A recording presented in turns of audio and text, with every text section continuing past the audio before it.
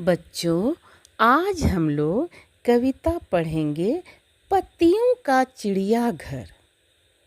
इसकी रचना अरविंद गुप्ता ने की है। तो आइए बच्चों, हम लोग पढ़ें पत्तियों का चिड़ियाघर। पेड़ों के कपड़े हैं पत्ते, पेड़ उन्हीं को पहने रहते। पेड़ों के बस्ते में होते खेल खिलौने सस्ते सस्ते।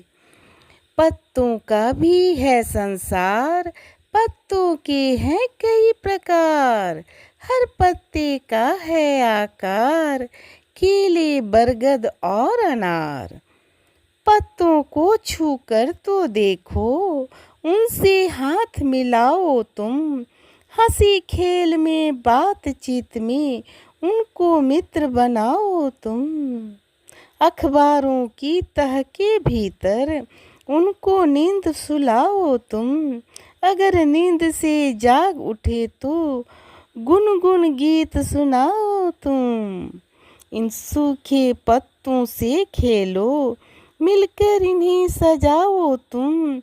यह सारे दिलचस्प नमूने कागज पर चिपकाओ तुम। पीपल पेट, पूंछ डंडी की, पैर कनेर के, इमली की नाक। हरी घास की लंबी मूंछ, कहीं बबूल कहीं पे ढाक। होते न पत्ते बेजान, उनकी होती खास जुबान।